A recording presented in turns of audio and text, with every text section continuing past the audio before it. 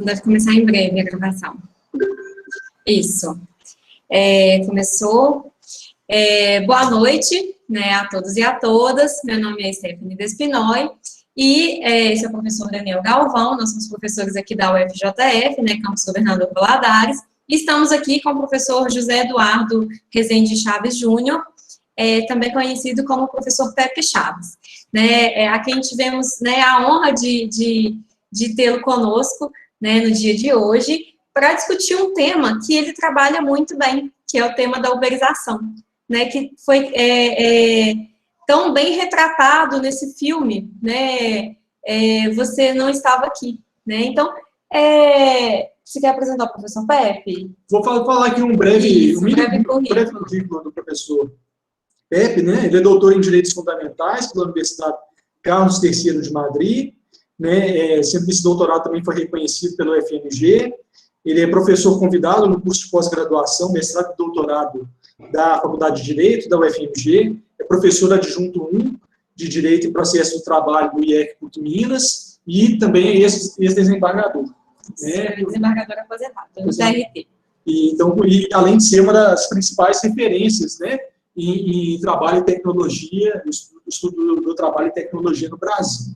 Então, com vocês agora, o professor Pepe Chaves vai fazer as considerações dele sobre o filme Você Não Estava Aqui, do diretor Ken Loach. Você, Pepe. Então, boa noite a todas as pessoas que estão nos assistindo. Primeiramente, eu gostaria de agradecer à professora Stephanie e ao professor Daniel essa honroso e mais que honroso, esse prazeroso convite de debater aqui cinema, né? Cinema e trabalho. Eu me lembro quando, então, aluno da chamada Vetusta Casa de Afonso Pena, que é a Faculdade de Direito da UFMG, né? O apelido que nós damos a ela. E nós tivemos a oportunidade, na época, não vou falar não, 1970 e 80, mais ou menos, inauguramos lá na Vetusta o Cineclube Glauber Rocha, né? E eu tive o prazer e a honra de ser um dos fundadores. E nós, na época, fizemos um convênio com o Goethe Institut e trouxemos, pela primeira vez, ali ali abaixo, assim, no porão da faculdade, tinha como é que chama? Uma sala, né, de projeção para uns 50 a 60 alunos, e do expressionismo, nós trouxemos vários filmes do expressionismo alemão, que mais ou menos da década de 20, né, do século passado, e a primeira vez que estreamos esse filme no Brasil. Nós conseguimos, por esse convênio, né, eu me lembro, o Nosferatu, que ficou nos anos 80 muito famoso com Herzog, mas o Nosferatu original é de 1920 e poucos, do Murnau, que é um grande autor do cinema expressionismo, do expressionismo alemão. Então, isso agora, essa oportunidade de voltar aqui à academia, à universidade, debatendo cinema, né, me faz voltar aos anos 80, né? Fundamos, então, na época, tinha sido 80 e poucos, logo quando faleceu o Glauber Rocha, né, que era um grande inovador de cinema mundial e brasileiro, então nós demos o nome de Cineclube Glauber Rocha. Eu acho que ele não existe mais na Faculdade de Direito, tem que ser resgatado aí, viu? Vocês que são a nova geração a resgatar o Cineclube da Vetusta. Então, muito obrigado. E para debater um filme, né, duro, a gente está muito difícil assistir esses filmes, né?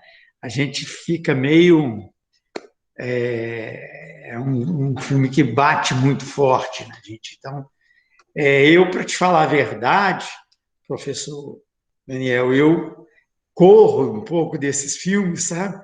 Porque me bate muito fundo, sabe? Mas é um momento, eu acho que todo, especificamente para a área de direito do trabalho, todo jurista, todo juiz e deveria, da área de direito do trabalho, assistir esse filme para entender, né, um pouco da realidade que nós estamos vivendo atualmente, né, com a chamada uberização. O filme é um pouquinho antes da uberização, né? Ele é situado na crise de 2008, né? O fenômeno, a Uber foi fundada um ano depois, né? 2009, mas ali já estava mais ou menos, o modelo já vinha sendo forjado, né?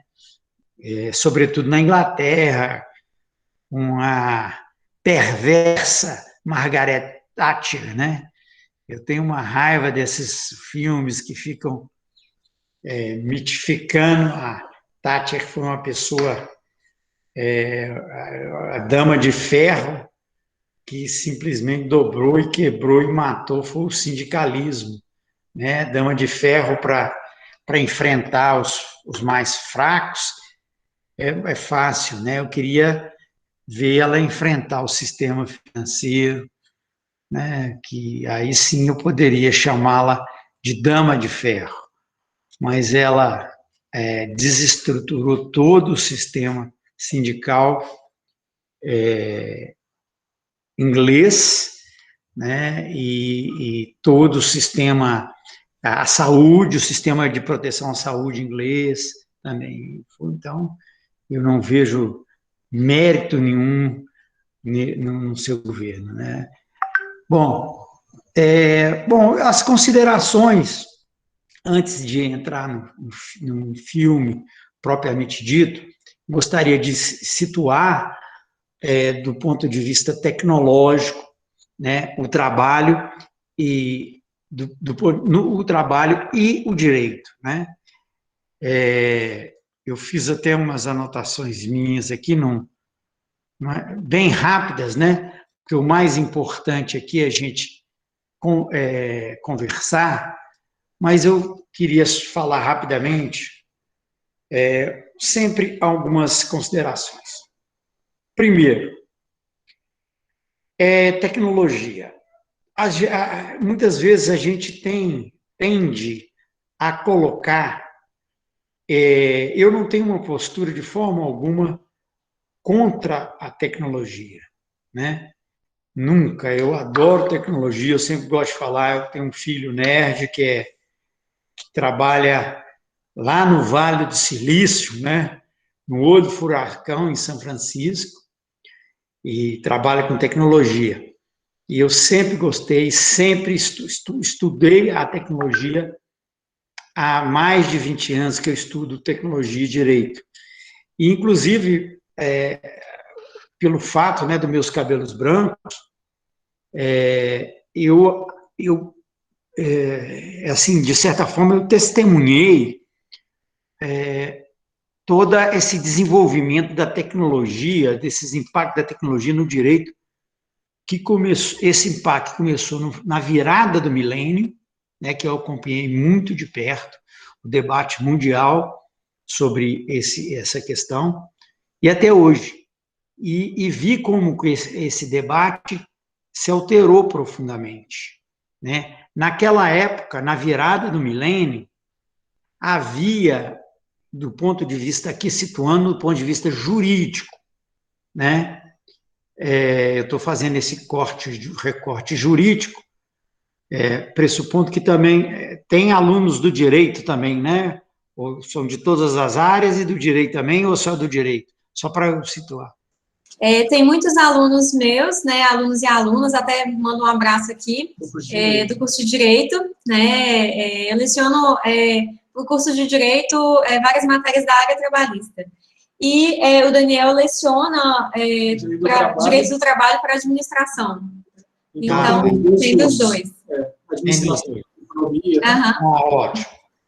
Então, vou falar um pouquinho de economia, para os de administração, de direito, para os do direito. Mas, com relação ao direito, eu acompanhei muito o FOC e tinha um grande, não só ele, tinha mais um outro também, mas eu vou focar nele, que é o Lawrence Lessig, de Harvard, que, na época, foi assim, que dominou toda a visão da tecnologia em rede, né, da internet e direito, né? Naquela época, na virada do milênio, e eu confesso para vocês que eu já pensei assim naquela época. Eu também pensava dessa forma.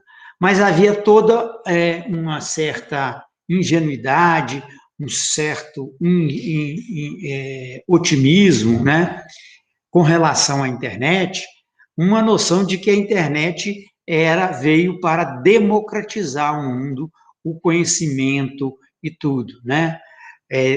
Rede era sinônimo de democracia, né? De democratização do saber. Falava-se da democracia digital, na participação, inclusive, que não era preciso mais deputados nem senadores, porque o próprio cidadão poderia entrar na internet e votar diretamente um projeto de lei, né? E não precisava ter mais representantes. Então, no máximo, os representantes do legislativo, eles somente seriam para organizar a pauta, mas quem julgaria seriam os próprios cidadãos virtualizados, digitalizados, plataformizados, né? Então, havia toda a ingenuidade. E, naquele momento, né, pensava assim, eu que sou um estudioso de um filósofo francês, que é o Gilles Deleuze, né, um afilhado do Deleuze na filosofia, que é o Pierre Lévy, né? Quem estuda Deleuze percebe que o Pierre Lévy, o grande pensador da internet nessa época, na virada do milênio, ele cunhou o termo sobre a inteligência coletiva da rede, né? Então, havia todo mundo deslumbrado com a internet, né? Não existia internet. O primeiro dia que eu entrei na internet, eu fiquei deslumbrado, eu vi a internet nascer, né? Em 96, aqui no Brasil. Então, a gente ficava deslumbrado com aquilo. Imagina, vocês imaginem, né? Eu não entendia direito o que era a internet, não entendia como aquilo acontecia, né? Era uma loucura. Então, havia todo um deslumbre, e isso impactou o direito também. E o Lawrence Lessig lançou um livro no começo, ali, na virada do milênio, que é Code's Law.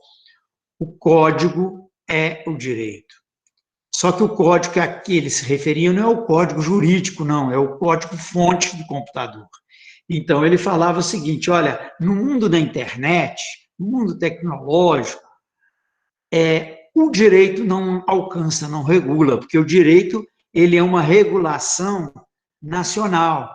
E a internet, ela é global, planetária, ela não se detém nas fronteiras. O direito efetivo mesmo, ele se para nas fronteiras, né? Então, o direito não era apto a regular a internet e a tecnologia. Então, o que regulava a tecnologia é o código-fonte, a arquitetura do programa, né? Isso que era. Então, não era possível. Então, havia todo esse entusiasmo, todo esse pensamento, tal, que não se podia regular. Então, chegou-se até há uns 5, 6 anos atrás, não sei se vocês estão lembrando isso, um juiz, eu pensei assim até pouco tempo, talvez uns 7, 8 anos, o juiz deu uma ordem de bloquear o WhatsApp.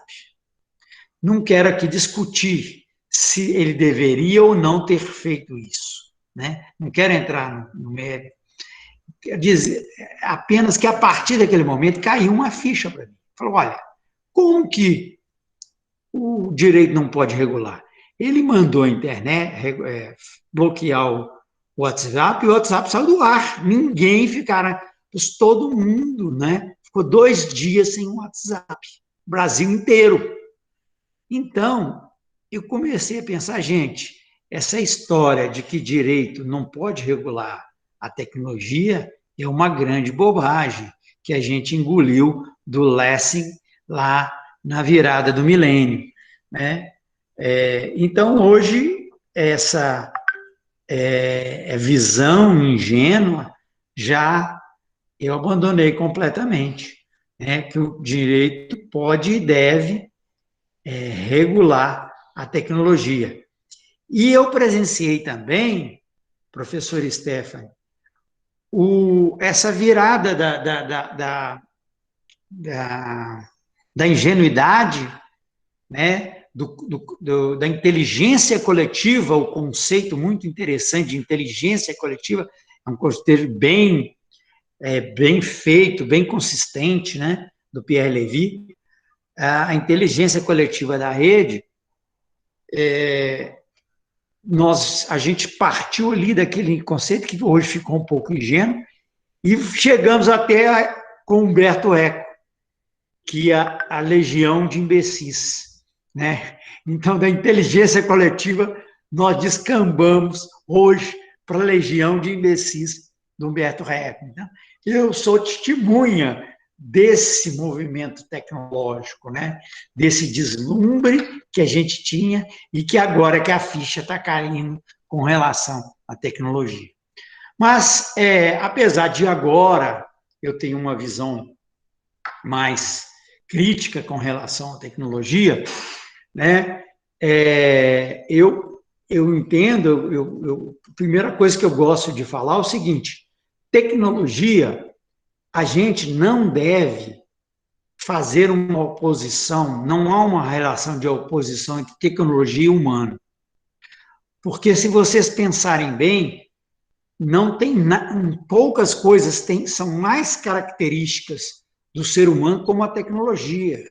O que nos distingue, uma das coisas que nos distingue muito dos animais é a tecnologia, né? É o grau de tecnologia. Tem alguns animais que têm tecnologia, por exemplo, o João de Barro sabe construir a sua casinha, né? Mas o que nos distingue, então não há uma relação entre a humanidade, o ser humano e a tecnologia. Então, não é uma relação de oposição, é uma relação de imanência. Eu considero que há uma relação, né? O McLuhan falava que os meios de comunicação são extensão do ser humano, né? Então, da voz, da capacidade comunicativa, né? Os meios de comunicação, os meios de transporte, né? O homem das cavernas se transportava nas suas próprias pernas, depois em animais, e agora de avião, de automóvel, etc. Então, são extensões do ser humano, a tecnologia, né? São os meios são extensões do ser humano. Então, a primeira coisa que eu gostaria de falar é a seguinte: acho que a gente não pode ter uma visão. Uma vez eu falei isso, hoje eu não falo mais não, viu, professor Daniel? Com medo de apanhar, e hoje eu falo com muito receio o seguinte: eu falava assim, olha, a tecnologia é tão humana como a dignidade. Só que na época eu falava, só que a dignidade está em outra dimensão, a tecnologia são dimensões diferentes, mas são imanências humanas, né? Então não vão criar oposição. E justamente, como ela é uma imanência humana, ela deve servir ao humano, né? Eu sempre falei, mais direitos humanos, menos internet das coisas, né? Então, é justamente com uma visão de não oposição entre humano e tecnologia que a gente pode lidar melhor com isso, né? Então, não se trata, né, de ser obscurantista, ter um obscurantismo tecnológico, nem tampouco um neoludismo, né? Os ludistas que queriam quebrar as máquinas porque elas queriam tomar os empregos, né? Então, vamos agora quebrar o celular? Será que o caminho é esse? Vamos todos jogar o celular na parede? O PC, né? Aí a gente nem poderia estar aqui hoje conversando se a gente jogasse o celular na parede, né? Então, não acho que é bem por aí. Não é um obscurantismo tecnológico, não é um neoludismo, mas também não é o chamado triunfalismo tecnológico, determinismo tecnológico. Tem um grande autor interessante, que é o Morozov, que ele fala do solucionismo, né? Ele tem um livro muito interessante, Clique Aqui para Solucionar, para Resolver o Mundo, né? Então, a gente acha que a tecnologia vai resolver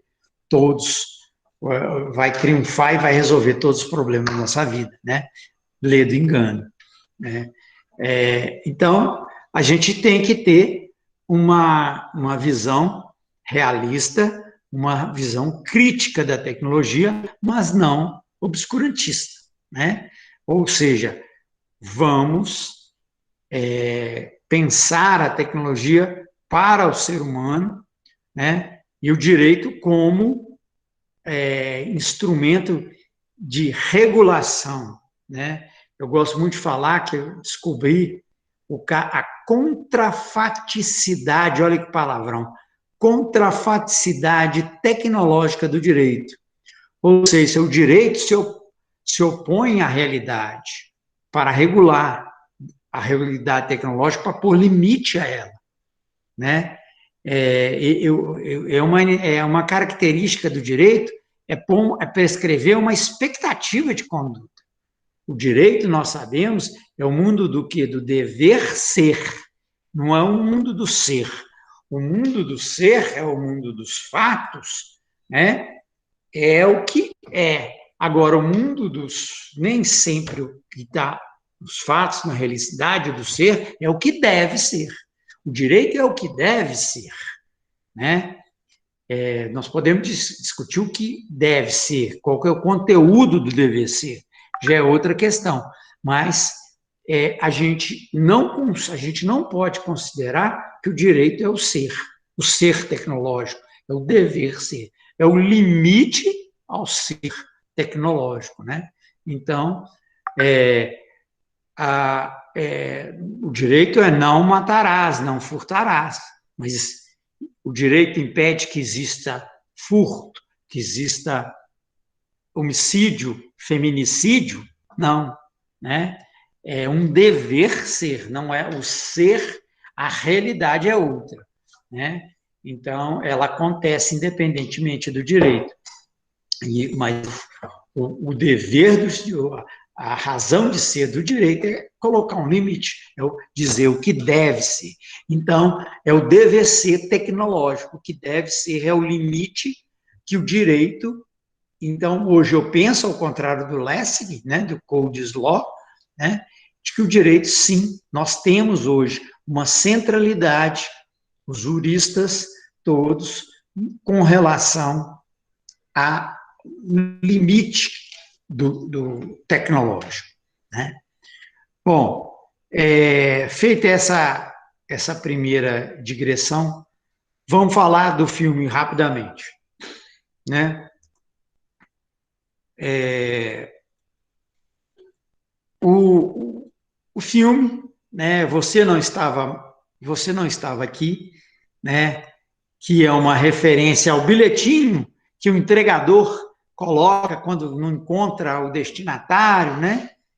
E isso tem um jogo também com a própria, com o inglês de você procurar de se perder, né? De você perder o contato com o seu destinatário, mas também com a sua família, né? Tem um jogo duplo ali de palavras entre você em perder e não estar próximo, né? Não encontrar o destinatário e não encontrar também sua família. Então, é muito interessante isso no filme.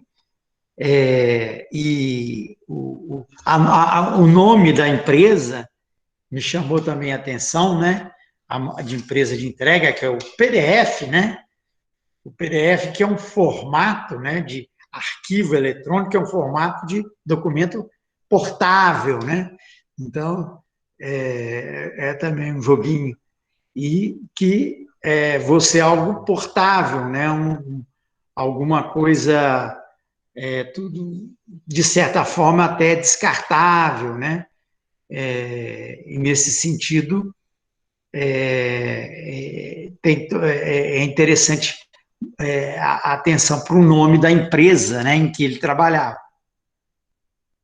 Bom, outras coisas, né, que me chamaram a atenção e que a gente coloca para um debate, né, é a questão do empreendedor, que é o Han, né, esse filósofo coreano radicado na Alemanha, que está na moda, que eu gosto muito, né, e são livros assim, são livros bem finos e montes de livrinhos excelentes, né?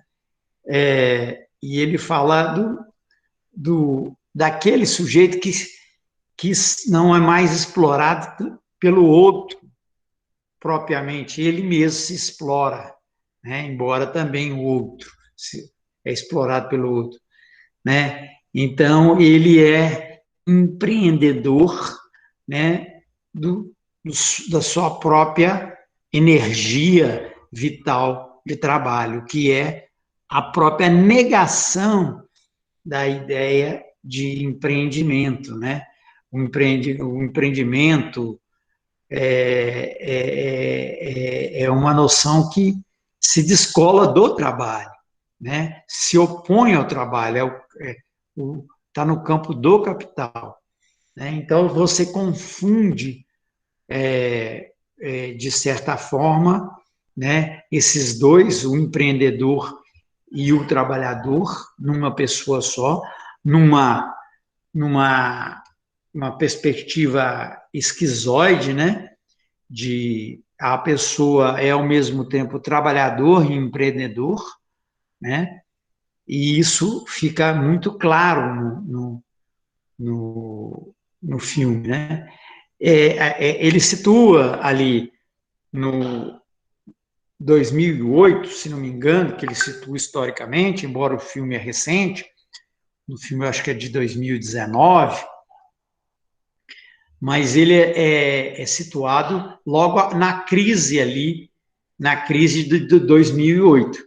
Então, não era ainda, não estava criando ainda os aplicativos, né? Mas já estava ali tudo desenhado. Já tinha um tempo de 2 minutos para lanchar, né? Tinha um bipzinho, tem um momento ali que toca um bipzinho ali, e que a filha dele está com ele, já passou o nosso tempo aqui até com a família, né? De convívio com a família, 2 minutos, né? Então, eu perdi, a gente vai entrando Então, o Han fala do empreendedor, essa coisa do Han, empreendedor, e desse exaltação do individualismo excessivo, né? Do individualismo que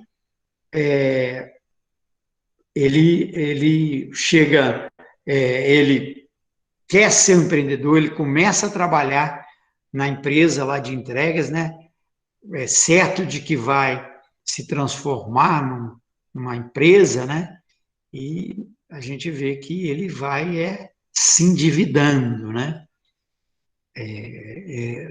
Na verdade, ele não vai adquirindo capital, ele vai devendo capital, né?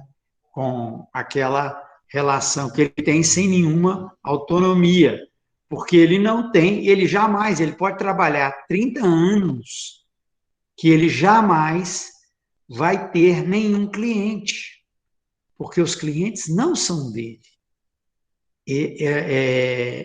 Os clientes são da empresa PDF. É isso que é o cerne do direito do trabalho hoje, para a gente compreender a noção de vínculo de emprego. No Brasil, a gente ficou muito ligado a um conceito de subordinação jurídica, que nem estava na lei, né? Que nem tem na lei no artigo 2º, no artigo 3º, só apareceu na CLT em 2011, no artigo 6º, mas mesmo assim, até hoje, no artigo 3º, que define as características do vínculo de emprego, não tem a palavra subordinação. Mas a doutrina, naquela época do Fordismo, achou que era mais adequado. Mas a legislação e a doutrina espanhola, por exemplo, tem um conceito muito mais evoluído, que é o conceito de arrenidar, que na tradução que eu prefiro, que não é dicionarizada, do Pontes de Miranda, que não poucos sabem, né? Nem todo mundo sabe que o Pontes de Miranda tem 2 livros inteirinhos e destinados ao direito do trabalho, que é o volume 47 e 48 do seu monumental Tratado de Direito Privado. Tem um que é sobre direito individual e outro de direito coletivo. O Pontes de Miranda é o único jurista brasileiro, e que não é trabalhista, que define a relação de emprego não pela subordinação. Ele não usa subordinação. Ele chama de alienidade, que ele vai beber na doutrina espanhola, que virou, quando veio a democracia espanhola, virou no Estatuto dos Trabalhadores, lei, alienidade. Ou seja, quando o trabalhador é alienado, afastado do produto do seu trabalho. É isso que vincula, que caracteriza o vínculo, e não propriamente a subordinação, cumprir ordem. E esse conceito de alienidade, a renidade, na Espanha, ela tem várias correntes, né? E a corrente que mais prevalece, que é mais adequada, que desde mais ou menos 85, 86, tem na jurisprudência espanhola, que é do Alarcón, que é alienidade de mercado. É justamente o caso, hoje, das plataformas e do caso do entregador. Ele é alienado do mercado, ele é afastado do mercado, ele não tem acesso ao mercado. Quem tem acesso ao mercado é a empresa, é a plataforma de entrega. Ele pode trabalhar, ele não vai ter 30 anos, ele não vai ter um único cliente, né? Então, como que ele vai ser autônomo se ele não tem cliente, né? Então, isso é uma aula de direito do trabalho ali, mostrando que ele não tem tem autonomia alguma, né? Aquele chefe dele, que até está ultrapassado, aquele chefe, né? Não existe o chefe mais, aquele em 2008, aquele chefe do filme já não existe, hoje o chefe é um algoritmo, né? Imagina que tem um chefe cuidando de milhões pela telinha, de milhões de trabalhadores pelo mundo. Possível, não tem jeito, né? Quem cuida desses milhões de trabalhadores é o algoritmo, né? Ele é mais, ainda que seja customizado por cidade, por país, né? Mas é o algoritmo que cuida. Ele é customizado para cada país, para cada cidade, tal. Mas não é mais então isso que, porque ele estava situado em 2008, não tem mais aquele chefe. Mas aquele chefe existe do mesmo jeito, né? É aquele que dá as mesmas e que não aceita nenhum tipo de orientação. Outra coisa muito interessante do individualismo do Ram, voltando um pouquinho no Ram, né, que até minha esposa que estava assistindo comigo chamou a atenção, é sobre a esposa dele, que é cuidadora, né, e é cuidadora também, e esse individualismo na sociedade norte-americana, inglesa, sobretudo, é tão forte que a gente vê aquelas pessoas idosas, uma pessoa com deficiência, tem outro que é pessoas solitárias em casa. Isso é o individualismo, é isso. As pessoas, é a solidão. É esse que é o resultado dessa sociedade. Os idosos todos completamente sós. Uma pessoa com deficiência sozinha numa casa, numa cama. Né? A gente não sabe bem que é porque se os pais têm que trabalhar fora o dia inteiro, né, aquelas jornadas, ou realmente estão ali, a gente não sabe direito disso, mas aonde o individualismo nos leva, né, é excessivo, né, como que precisamos um tema interessante que a OIT está trazendo, que é a chamada economia do cuidado. Economia do cuidado, que vai ser a grande economia, né? Se o robô vai fazer as tarefas humanas, repetitivas, né? O cuidado humano é o mais adequado. Então, nós vamos entrar na sociedade também do cuidado. E, sobretudo, numa sociedade individualista, que as pessoas são largadas, abandonadas, sozinhas, né? Isso naturalizou-se. Né? Deixa eu ver aqui, eu já vou... eu acho que eu vou parar um pouquinho, porque se deixar aqui eu vou ficar 10 horas falando aqui e não paro. E o importante aqui é o debate. Eu queria falar 20 minutos, farei o dobro que eu queria. A gente vai emendando no sítio. Então, vamos aí abrir o debate. Eu gostaria de ouvir também os professores, né, a Stephanie e o Daniel, e dialogar aí com o pessoal, com os alunos. Ok, primeira coisa, queria te agradecer, né, a fala maravilhosa, né, que o Pepe, essa exposição brilhante que ele fez para nós, né, com esse conhecimento bem profundo que ele tem sobre as questões de tecnologia. Queria ter uma informação aqui do Pepe, que esse debate seu, Pepe, está sendo o debate de maior sucesso do Ex no Cinema durante o período de quarentena. Chegou quase 100 pessoas aqui assistindo. Chegou a 95. Que legal! Então, assim, né, dá esse retorno aí o sucesso que está sendo, né? A sua audiência está sendo, assim, grande, né? A gente fica feliz, né? A gente fica muito feliz. Mas, né, vamos entrar aí no debate, né? Queria agradecer também, né, todo mundo que está aqui. Já vi vários nomes conhecidos aqui. Queria cumprimentar um por um, igual eu gosto de fazer assim nas aulas, mas eu não consigo cumprimentar um por um, mas sintam-se todos cumprimentados, né? Um abraço a todo mundo que está aqui, né? Obrigada pela presença. Também gostaria de agradecer também a presença dos meus alunos também que estão aqui presentes. E gostaria de agradecer também a presença de um amigo, o professor Renato Horta, que entrou aqui também, né? Que está conosco. Renato, ele adora, ele é muito fã desse filme e sempre passa para os alunos, então... queria depois também falar com o professor para nos ajudar também com os comentários, com as colocações sobre o filme. Uhum. Então, eu queria começar falando, eu separei aqui um trecho do Privilégio da Servidão, do Ricardo Antunes, que é um livro assim, que toca muito nessas questões, né? Ricardo Antunes, ultimamente, ele tem se preocupado bastante com essas questões envolvendo a tecnologia, e principalmente através da teoria marxista, né? Para entender como é que se tinha anteriormente... Pode voltar.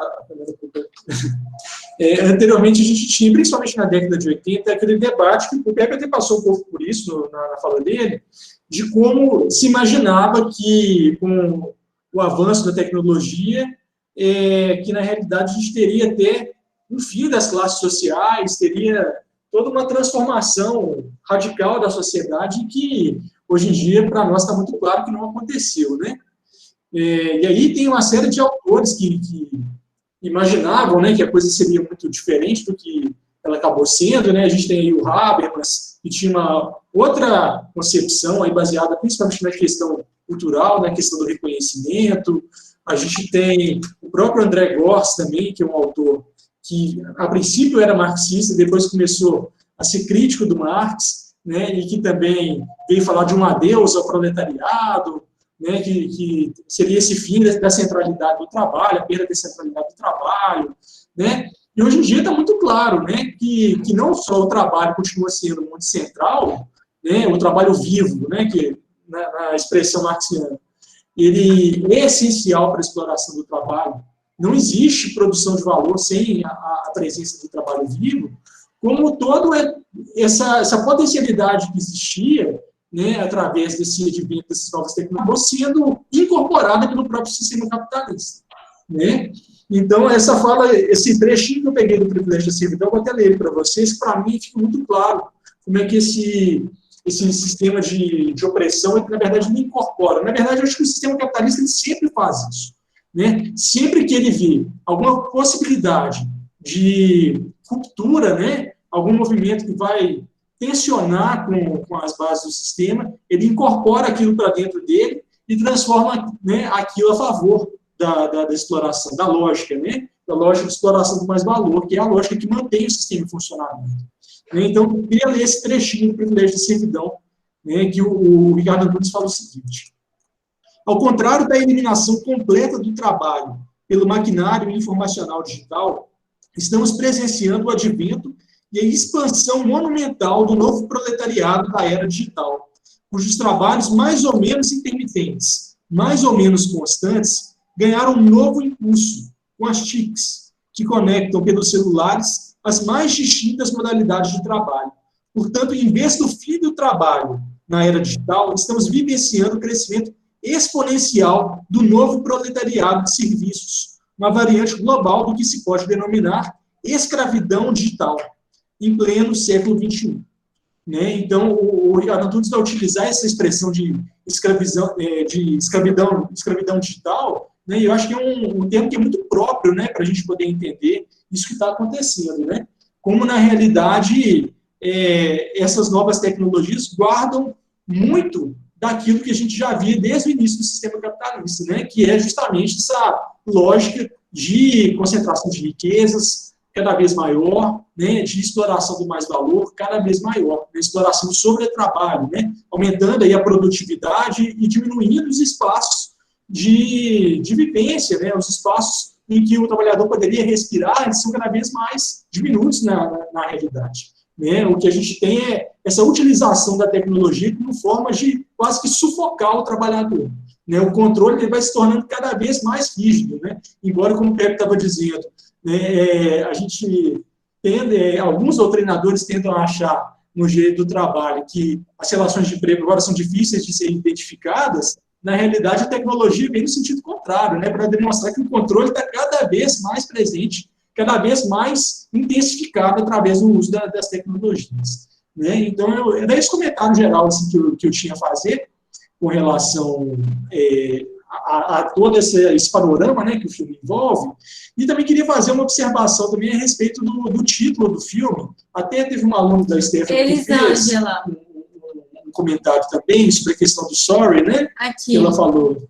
Inclusive, a palavra sorry, que não foi traduzida para a versão em português, já antecipa, de certa forma, o tom de lamento, de pesar pelo trabalhador que não tem mais tempo para si, para a sua família, e nem mesmo para satisfazer suas necessidades pessoais. Né? Achei ótimo o comentário dela. E eu queria acrescentar uma coisa com relação a esse comentário, né? Que o título em inglês é Sorry, We've Missed You. Mas esse we, né, do inglês, quem é que são esses nós? Quem é que perdeu a esse trabalhador? Né? É lógico que, de maneira mais direta, a gente diria que é a própria empresa. Mas é muito mais do que isso. Na realidade, é o próprio sistema capitalista que está dizendo, olha, me desculpe, mas nós perdemos você. Né? Você é mais um excluído dentro do sistema e nós perdemos você. Então, esse we vai até além. Né? Também eu penso sempre na questão da família. A família perdeu esse indivíduo. Né? Até uma colocação que o professor Pepe fez. Né? esse indivíduo, ele se perdeu dos seus laços familiares, né, do seu convívio familiar. Ele está fora, né, dessa questão tão importante, né, tão vital. E que com a pandemia a gente está dando talvez até mais valor, né, porque antes isso era mais facilitado, então agora nós estamos longe do convívio com a família, então a gente vê muito essa importância, né, então, e esses trabalhadores, eles têm quase que zero tempo, né, para conviver. A família, nesse filme, eu acho que até te cortei, mas a família nesse filme, ela vai de mal a pior, né? Até um outro comentário da Elisângela, ela fala o seguinte, mais abaixo aqui no chat. O papel do homem submisso e da mulher multitarefas chamou a atenção, mas também o comportamento do filho, que era um grito de socorro, representado por tantas bocas e interrogações nos seus grafites. Infelizmente, perderam a oportunidade de tentar mudar o trajeto desastroso que estavam seguindo. Né? A Elisângela fez essa ótima colocação, e é isso, o grito do filho é um grito de revolta, é um grito de pedido de socorro, é como quem diz, a minha família está se perdendo no meio disso, né? Quem é cada um aqui está se perdendo, as pessoas estão sendo colocadas em uma situação de escravidão, seja como a gente chame, sejam os algoritmos, seja aquela figura daquele cara truculento que figura ali como o gerente ali, o chefe daquela empresa, seja de uma forma, seja de outra, aquela família está se perdendo. Eles têm medo que o filho reprove na escola, que o filho se torne um marginal, né? Que o filho né? Que vá para o mundo do crime. E isso tudo, eles vão vendo acontecer, né? Esse sinal. Stephanie, só um minutinho. E aquela cena mais dura e pesada para mim que eu achei nesse momento do filho, que o pai fala: o que você vai ser na vida? Você vai ser... Aí ele fala: você como você, né? Isso é dolorido, né? Essa foi uma pancada. E aí que a gente vê, né, Pepe, que na transição do Fordismo, quando o Fordismo começou a entrar em crise, ele entrou muito em crise também porque havia toda uma revolta contra aquela uniformização da vida, né? Uma vida que ela era uniforme, né? O seu pai, ele era operário, você também ia ser operário, né? É como se as vidas das pessoas estivessem muito enquadradas dentro de um determinado modelo e não pudesse sair daquilo, né? Então as pessoas começaram a rebelar contra aquilo.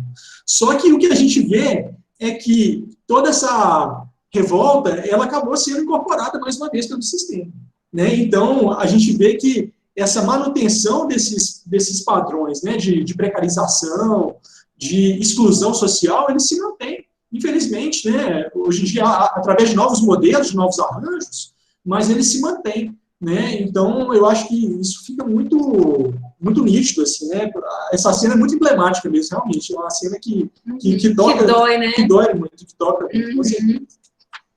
E aquele momento também que para o direito do trabalho é muito importante, que é aquela sindicalista, né, que aquela idosa, ela fala assim: e a jornada de 8 horas? Sim. Isso é muito forte, que nasceu na Inglaterra, né, no início do século, no final do século XIX, né? E foi uma grande conquista, com sangue, morte de muita gente. Às vezes as pessoas acham que caiu do céu, né? Então, e a jornada de 8 horas, ela pergunta. E essa pergunta fica sem resposta e logo trocam a cena. Essa foi uma das que eu anotei, Pepe, para comentar. Né? Nessa conversa, nesse diálogo com essa senhora, com essa idosa que tinha atuado como sindicalista, ela fica claro que eu esqueci o nome da moça, gente, a moça que é a esposa do Rick, mas enfim, fica claro que ela trabalhava de 7h30 às 21 horas. Ela mesma, foi até uma questão que alguém colocou aqui no chat, uma aluna colocou aqui no chat, sobre, eu não entendi bem se ela era autônoma ou não era. Ela, na verdade, não deveria ser considerada autônoma, né? Mas ela era tratada pela empresa como se fosse, né? Então, ela trabalhava de 7h30 a 21 horas, ela pagava os próprios deslocamentos, né, as próprias passagens, ela não tinha nem local para descansar entre uma atividade e outra. Ela ficava, às vezes, no próprio ponto de ônibus para poder descansar, para poder repousar um pouquinho, porque era muito dura a rotina dela. Ela era orientada, e isso me chamou muita atenção, porque essa questão do trabalho de cuidado é uma questão que eu adoro trabalhar, né? Essa questão de trabalho de cuidado, essa exploração, né, relacionada a isso. Então, ela era orientada pela empresa, nesse mesmo diálogo, com essa senhora. Ela contou que era orientada pela empresa a não se relacionar com os clientes, e ela falou que não gostava desse nome clientes. Ela era orientada a tratar com frieza esses clientes, como se fosse possível, né, convivendo com eles ali, diária ou semanalmente, e se envolvendo tanto, porque quando a pessoa fica dentro da casa da outra, né, conversando com aquelas senhoras idosas sozinhas, elas contam a vida inteira, elas se afeiçoam a quem realiza o trabalho de cuidado, e quem realiza o trabalho de cuidado, muitas das vezes, acaba criando certos laços, e isso é quase impossível que não aconteça, né? Esses clientes, né, que ela cuida, que a empresa trata como se fosse simplesmente mais um número, né, tanto em real que a pessoa, tanto em reais ou qualquer moeda que a empresa recebe de cada uma delas, e a própria pessoa a própria senhora, né, que explora o trabalho de alguma forma, ela não sabe nem quanto que é pago. Ela falou, espero que te paguem bem. Aí ela falou, eu recebo só por visitas. Então, a empresa trata essa trabalhadora que essa cuidadora, como se fosse uma autônoma, exatamente como a empresa do marido dela trata o marido. Então, no final das contas, é muito parecido, embora o nível de envolvimento, a gente percebe na hora que é muito distinto, né? O nível de envolvimento de quem realiza ali, dentro das casas, o trabalho de cuidado, ele acaba sendo muito profundo, né? Esse nível de envolvimento, ele chega ao cúmulo, né? Eu acho que é o ápice. O Ken Loach, ele é extremo, né? Ele gosta de colocar uma pimenta. Assim como no Eu, Daniel Blake, ele faz, né? Ele nos envolve o tempo todo, né? O diretor.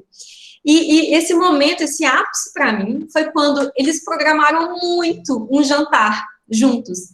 E depois de programar muito esse jantar juntos, que seria um minutinho, um pequeno momento em família, né? Para tentar até que eles pudessem respirar juntos, né? Porque cada um está vivendo uma vida só trabalho. Então, nesse jantar, o que acontece? Uma das idosas telefona para ela e diz, olha, eu não consigo nem ir ao banheiro, sou deficiente, e eu só estou dando uma olhada, eu não consegui ir ao banheiro, então me deixaram aqui, do jeito que o moço do táxi me deixou aqui, eu fiquei, e eu não tenho ninguém para vir aqui, não tem ninguém por mim, né? O individualismo, né?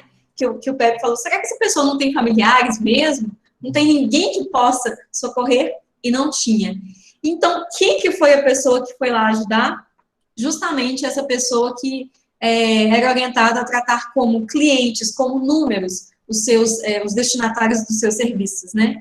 Então, isso me sensibilizou muito, me chamou muita atenção. Então, eles decidiram ir, né, já que eles já não tinham mais o carro da família, todo mundo dentro da van branca, né, dentro do carro utilitário, eles resolveram todos ir para lá. O Pepe falou alguma coisa, eu não escutei. Eles resolveram todos ir para lá e eles começam a dançar no meio do carro. Então, era aquele o momento que eles tinham, né? Então, isso mostra como que o privado vai se misturando com a vida do trabalhador de forma muito intensa, né? De forma que ele não consegue mais ter esses momentos separados, né? De lazer. Então, acho que isso me chamou muita atenção. E me chamou a atenção a relação dele com o texto da Ana Bárbara Araújo, que fala exatamente do trabalho de cuidado. Né, como que isso acaba sendo misturado e como que não tem como, muito embora, até com uma proteção da pessoa que realiza o cuidado, se tente tratar a pessoa como um cliente, um destinatário de um serviço, mas que isso acaba não sendo possível, né, por vários motivos. O envolvimento é grande. né? Antes de passar para o pessoal, também, né, se o Pepe também quiser falar alguma coisa também, né? Antes da gente abrir, queria só falar um pouco disso mesmo que você está falando, de como essa análise, né, desse momento atual da sociedade capitalista me reflete muito isso mesmo. É uma vida humana exclusivamente dedicada ao trabalho. Então, a questão, eu acho que esse é um ponto importante, é que não é que o problema é o trabalho, né? Até na concepção do Marx, o trabalho ele tem um papel muito importante dentro da teoria marxista, né? Ele tem uma possibilidade, né, de estar possibilitando ali toda uma transformação social, uma transformação da vida, né, ajudando a dar sentido para a vida do indivíduo. O problema é quando a gente tem a sociedade capitalista e, como forma dela se manter, ela transforma essa vida como uma forma de vida exclusivamente dedicada ao trabalho. Então, todos os espaços de vida estão ocupados pelo trabalho. Né? Não há mais espaço na vida para qualquer outra coisa, né? Para viver mesmo na vida familiar, né? Para conviver com os amigos, né? Todas essas relações elas estão sufocadas pela existência do trabalho, um trabalho que não dá espaço para mais nada. Né? Então, eu acho que isso é muito importante a gente ressaltar, que o problema não é o trabalho. Né? Tem até alguns autores, né, que partem para uma visão mais radical. Tem o pessoal do Manifesto contra o Trabalho, né, que é um pessoal que vai dizer que o problema é o trabalho, né? Que a gente tem que acabar com o trabalho e viver numa sociedade em que o trabalho não tenha uma função tão importante assim. Né? E a questão, né, o Ricardo Antunes, ele já vai para um lado oposto, que é o lado que eu concordo mais. Que o problema não é o trabalho, o problema é o sentido que você dá para o trabalho. Né? E o sentido que a sociedade capitalista aplica ao trabalho. Né? Que ela faça com que o trabalho seja um trabalho que vai tomar mesmo a vida completamente da pessoa, né? Não dando espaço para mais nada. Né? Então, eu acho exatamente, do welfare para o workfare, né? O welfare state para o workfare state. Que é o trabalho que tem aquela energia de transformadora, fica sendo uma energia reprodutora de uma situação que não evolui, né? E uma outra coisa que me chamou a atenção na fala da Stephanie, quando ela fala da mãe, né? Da cuidadora, fala, eu recebo por visita. Que isso, para mim, também é uma das chaves que a gente tem que entender todo o sistema de uberização. O pagamento, a remuneração pelo trabalho efetivo. Não existe horas sem trabalhar. O que é isso? Isso é o sonho do capital realizado. Por quê? Isso está em Marx, né? Que a tentativa do trabalho, do capital é reduzir a chamada porosidade do trabalho, né? Tornar o trabalho totalmente produtivo a cada segundo, né? Cada tempo de segundo. Não tem trabalho, todo trabalho só é pagar o trabalho efetivo, né? E com esse sistema de pagar por visita, o pagar por entrega, pagar só pela viagem, eu costumo dizer que não há mais só redução, que a produtividade é isso, é a redução da porosidade do trabalho, né? A grande questão do capital. Mas ficou por passar disso. Eu digo que há uma oclusão da porosidade, ou seja, um fechamento completo da porosidade. Não há porosidade mais no trabalho. O trabalho se robotiza. É como a máquina não para de trabalhar um segundo, né? Então, eles não param, porque quando eles param, eles não estão sendo remunerados, né? Então, robotiza o trabalho do humano, que ele está com a oclusão da porosidade, né? Só remunera o trabalho efetivo, né? Isso é uma das chaves da produtividade absurda das plataformas.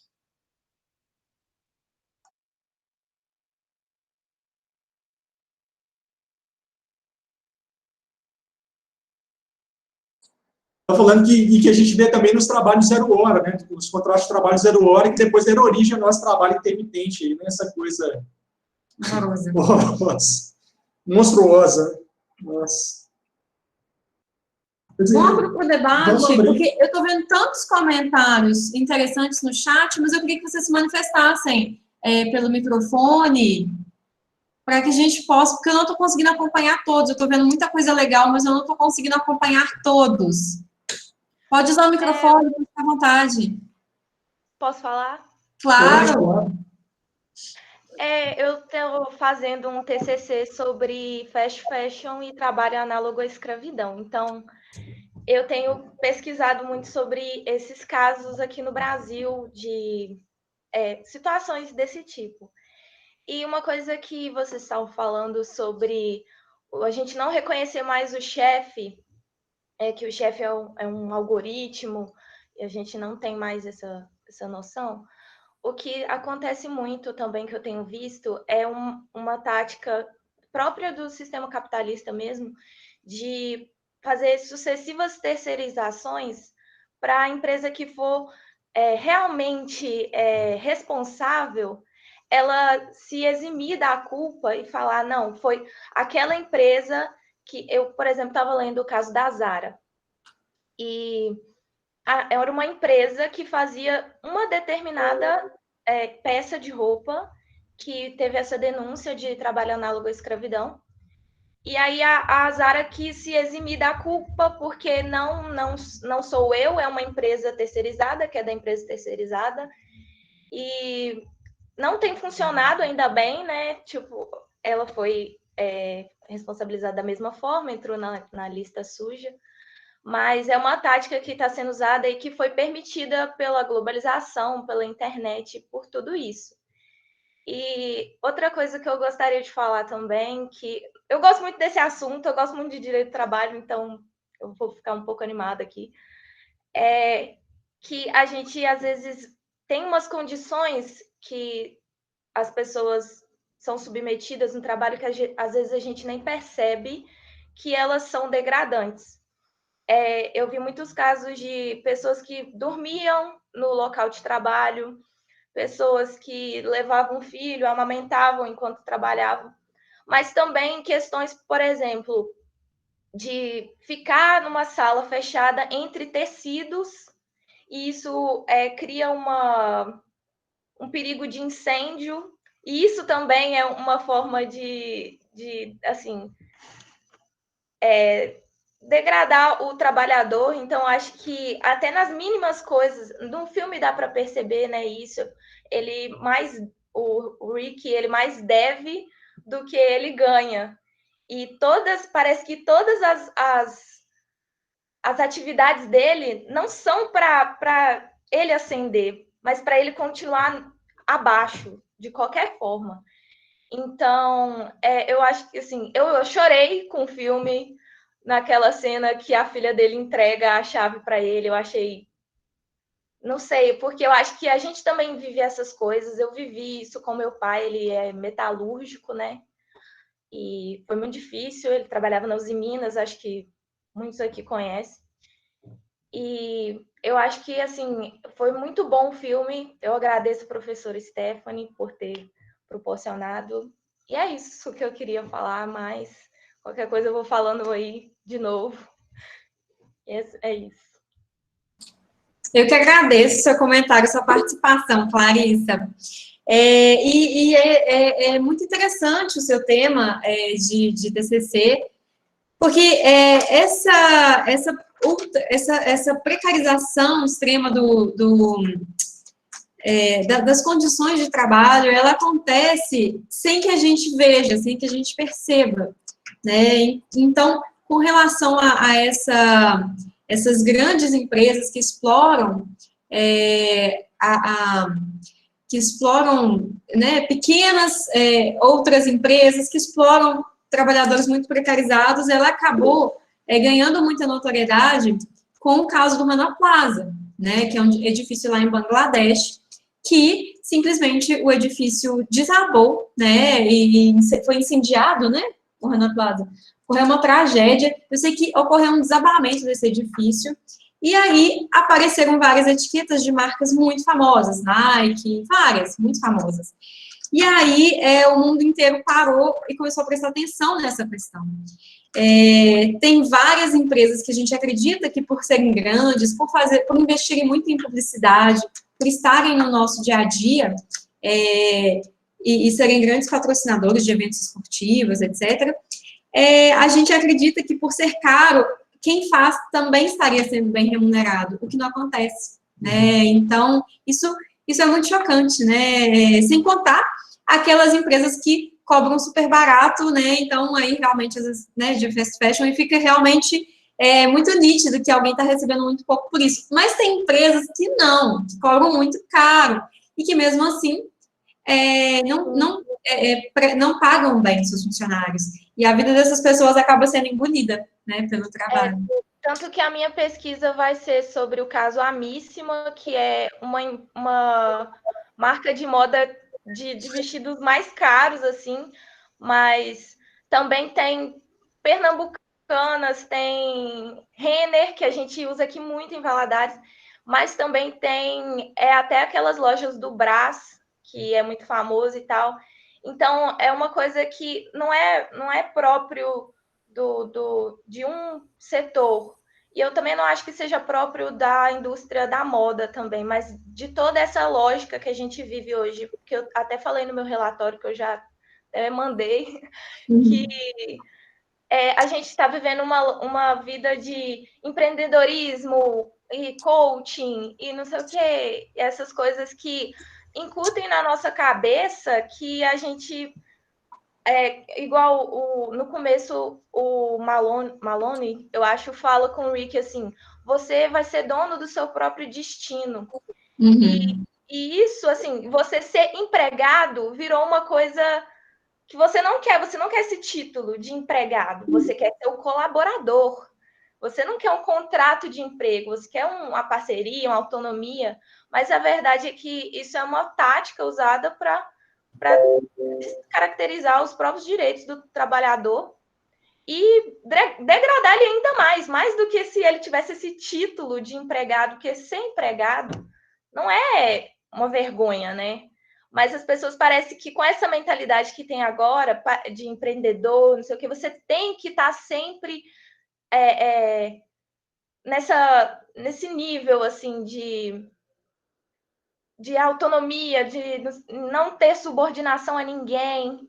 E às vezes isso dá uma falsa impressão de liberdade, que é o que a gente vê no filme inteiro, né? Ele fala, a van vai ser minha, a rota é minha, eu ganho pelas entregas, mas na verdade ele está ali escravo daquilo, ele que paga para trabalhar, ele não trabalha para viver, ele vive para trabalhar depois, né? Clarice, você me lembrou bastante da questão dos coaches hoje também, a questão do empreendedorismo, quando o pessoal fala de franquia. Eu estava até lendo sobre isso, que eles dão a falsa impressão de que você sendo franqueado, você vai ser tipo o seu chefe, né? Só que elas sempre giram em torno da mesma coisa. Você você pega para si o risco que o empregador não quer ter, como no filme. O cara tinha que financiar a própria van. E só nisso aí, quando ele trabalha enquanto eles dormem. Todo o risco da atividade cai para cima do empregado, e ele acha que depois ele vai conseguir superar isso. E até na hora do filme, nessa cena que a Abby chora, ela fala, parece que quanto mais trabalhamos, mais nos afundamos. Porque, assim, ela só vai vão contraindo dívidas, mais dívidas, na esperança de que vai melhorar a situação e nunca melhora. Então, gira em torno disso. É o maior risco no início e sempre achar que vai melhorar, mas nunca melhora. E esse risco era do empregador, né? Era para ser do empregador. A gente estava falando, né, nas aulas da Stephanie sobre exatamente isso, que o empregador assume os riscos da prestação de serviço. Mas, nesse caso, foi o contrário. o empregado assumir os riscos do próprio serviço. Ele foi assaltado e ele teve que pagar o que ele perdeu, o que foi quebrado, que eles quebraram a pistola, e ele todo machucado, ele ainda ficou desesperado, né? Porque ele ia ter que pagar 1.000 libras ele ia ter que pagar para ele trabalhar. Inclusive, Clarissa, o João falou uma coisa importante sobre a franquia. Quando ele leva a filha, que recebe uma reclamação muito por conta do bilhete, o que ele responde? Olha, a van é sua, mas a franquia é minha. Então, acho que isso já deixa bem claro essa parte de quem manda na situação. Você pode mandar na sua van, mas a franquia é minha. Um papel também muito importante é o da Abby, porque ela não era só uma funcionária terceirizada, ela era mãe, esposa, completamente multitarefas, ela abriu mão do próprio carro para poder financiar o carro para o esposo, é sempre a mulher abrindo mão de todas as coisas, e ela tinha que dar conta de tudo, inclusive de manter o equilíbrio, de tentar manter o equilíbrio dentro de casa. Isso me lembrou muito aquele texto que a Stephanie passou na primeira aula, sobre a questão de valorizar o trabalho da mulher dentro de casa, esse serviço do lar, porque se não for ela a realizar, terá que ser outras pessoas que moram dentro da casa e acabam não assumindo essa responsabilidade, acaba sempre sobrando para a mãe, ou para outra mulher, para a filha. Então, no caso, um papel muito importante o dela, que às vezes a gente foca muito no Rick, né, que é o homem que está ali serviço uberizado, mas ela é muito mais explorada ainda, porque ela é explorada em todos os aspectos. Ô, Elisângela, uma coisa interessante, no começo, quando ele fala da van, e que ele fala que ele vai precisar vender o carro dela, ele dá até, tipo assim, a entender para ela largar o trabalho. Só que aí ela vai e fala assim, mas é o meu trabalho, é importante para mim. E, às vezes, em relação à mulher, não tem muito essa percepção que ela não trabalha só por necessidade. Às vezes, ela gosta, ela dá para ver no filme que ela gosta do que ela trabalha. E o trabalho também é isso, é uma satisfação pessoal, né? E a mulher sempre fica por baixo nisso. É o homem que tem que realizar as coisas e a mulher fica para trás. E isso também, gente, muito do que a Elisângela falou, fica muito demonstrado com o pano de fundo no filme, né? Isso não fica em foco no filme, mas o tempo todo, todas as cenas que ela tá indo pro trabalho, indo pegar o transporte ou a pé, ela tá sempre no telefone, ligando, deixando uma mensagem ou para a filha, ou para o filho, ou para o marido, ou para algum cliente. Então, ela tem o tempo todo que tá dando conta de todas as questões, tanto da família quanto do trabalho, num momento, assim, que é de se deslocar, né, para chegar até o trabalho. E eu percebi muito isso também, que a Clarissa falou em relação a vender o carro, que ela fala assim, ok, que a gente vai vai melhorar nossa condição financeira, mas é meu trabalho, né, eu não posso simplesmente largar isso. Só deixando registrado aqui também, que achei o filme muito bom, e é o que a Stephanie falou na aula hoje mais cedo, que ele não é um filme tanto para entretenimento, mas ele é um filme que te incomoda o tempo todo.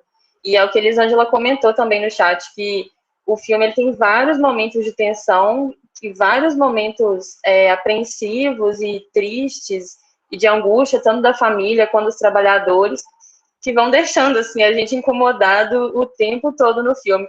Eu achei o final muito chocante, porque é justamente assim, né, as coisas não se resolvem como a gente não gostaria. E a vida é isso, né? Assim, ele vai machucado trabalhar e é isso. E o filme termina desse jeito, assim. Então, os conflitos com o filho, né, não são resolvidos. Acontece ali uma trégua no final, quando ele é machucado, o filho dá uma assistência para ele, fala que se ele estiver precisando de alguma coisa, ele vai ajudar. Mas a questão não é, né, a gente não tem um final feliz, assim, e isso é muito incômodo, assim, me incomodou bastante. Mas eu acho que eu falo excelente. Adorei, viu? Adorei os comentários de vocês, tanto o pessoal que está falando, quanto o pessoal que está colocando no chat. Eu não estou conseguindo absorver 100%, porque o chat está pipocando com tanta coisa interessante, e vocês também falando tanta coisa legal. Clarissa, amei. amei os pontos que você colocou, as duas Clarissas, né? Olha que legal. Amei os pontos que Clarissa Freitas colocou agora por último, né? Mais especificamente agora. Quanto a isso, a questão não se resolve, e é isso, e durmam com essa. Então, acho que o fechamento foi muito vida real e pouco Disney, né? Então, a gente já estava incomodado ao longo do filme, a gente ficou um pouquinho mais com o final, que é intenso. E mais uma vez o Ken Loach faz isso, né? Não sei se vocês já viram o filme anterior dele, que é o Eu, Daniel Blake, que termina com a morte do trabalhador. Está dando um spoiler aqui.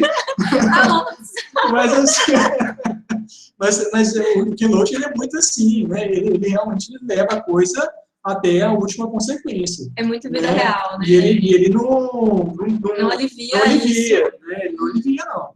Né? Para demonstrar realmente como é que a coisa ela só piora. A coisa, infelizmente, ela não melhora, ela só piora. Né? Então, eu acho que os dois filmes, tanto o Eu, Daniel Blake, que eu acabei entregando o final aqui agora, né? Mas assistam mesmo eu tendo entregue. Vale a pena vale a pena assistir, pessoal.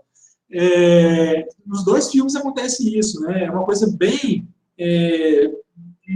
realista mesmo, né? Uma coisa assim que ele não passa pano para nada, não. E muito menos para o sistema capitalista que a gente vive, né? O Ken Loach, ele é bem impactante, bem intenso mesmo. E aí, Pepe, você quer comentar alguma coisa também, Pepe, das falas do pessoal? Está sem microfone. Pode só pontuar uma coisa que a gente não discutiu aqui ainda, porque eu acho assim, eu concordo com o que todo mundo falou, e só que tirando um pouco óbvio que a gente tirou da questão do filme, mas eu acho que uma coisa que aumentou muito, assim, na pandemia, e é uma coisa que, assim, eu particularmente não sei falar até onde quem trabalha ali tem realmente alguma proteção, o que acontece quando essa pessoa perde o que ela vai entregar, que é no caso de entregador, de iFood, desses meios, né? Porque no caso do filme, por exemplo, você vê, de certo modo, um chefe personificado ali no lugar do cara que conduzia tudo na PDF.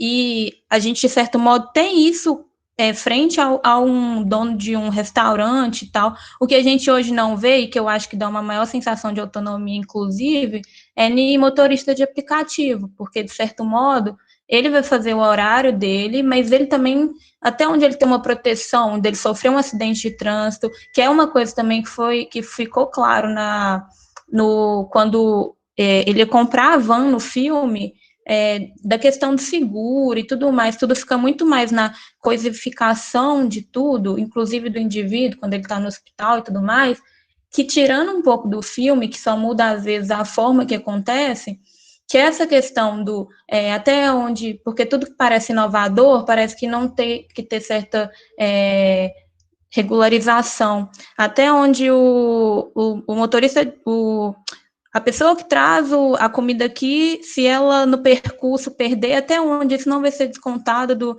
do trabalho dele, que eu particularmente não sei, óbvio que acontece, né, que eu acho que é o que mais acontece. Então, assim, eu acho que o filme, ele mostra isso muito claro, assim, como que o consumidor vai ter aquela proteção ali, mas e a pessoa que está trabalhando ali e ela está naquele meio ali? Então, assim, é uma coisa que eu achei bem tocante, assim, que está junto com a gente o tempo inteiro. É isso que a Vitória falou, né? Que com o algoritmo não tem aquele personificação daquele chefe, então dá aquela sensação de autonomia, né? Porque tem liberdade de horário. Do ponto de vista do direito do trabalho, é muito interessante a gente pensar isso, porque a gente liga muito a ideia de subordinação jurídica, de vínculo de emprego, a um horário de trabalho definido, a um horário rígido, né?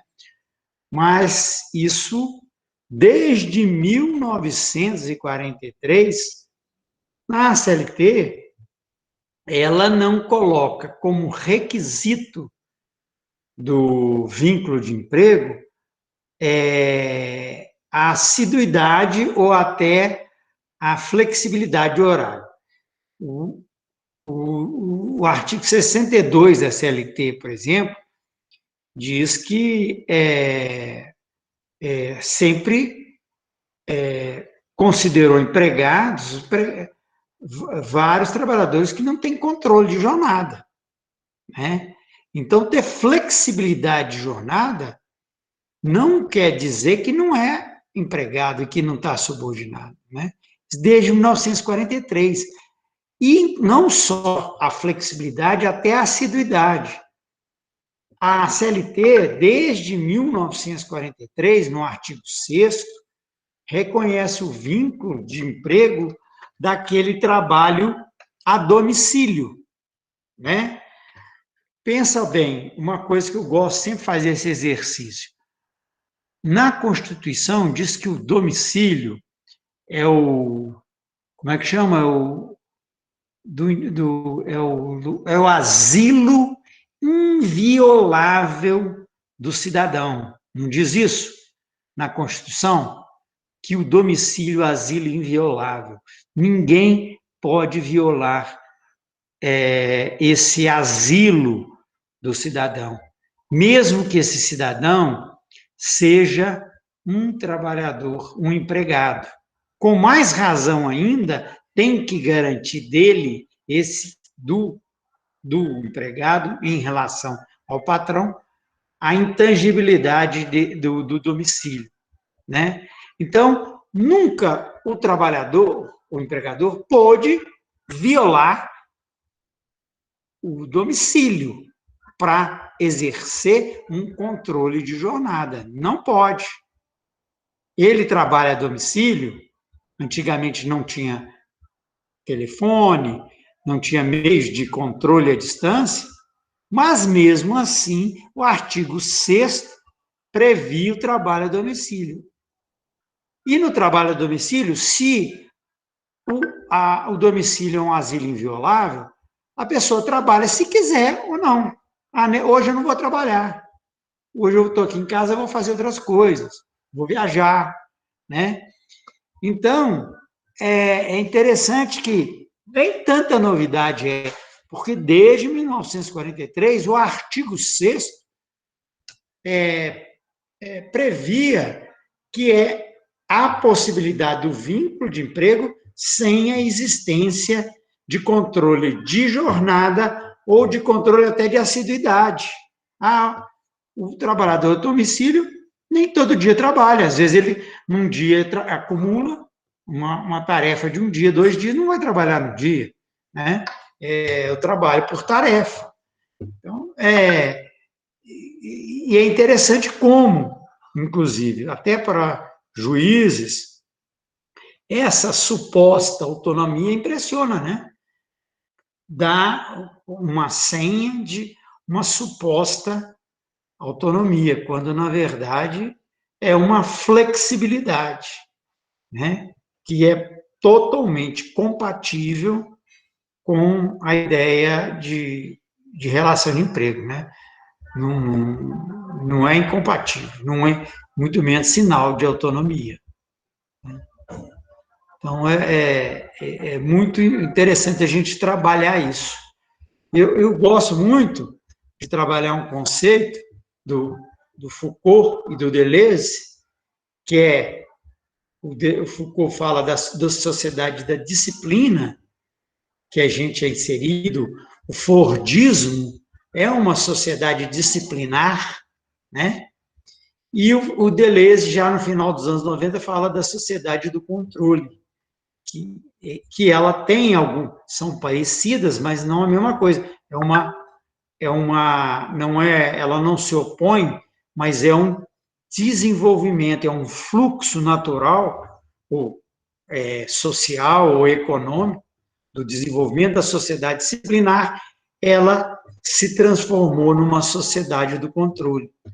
Eu fiz até um quadro comparativo, que depois eu posso mandar para vocês, entre a sociedade da disciplina e a sociedade do controle do ponto de vista do direito do trabalho.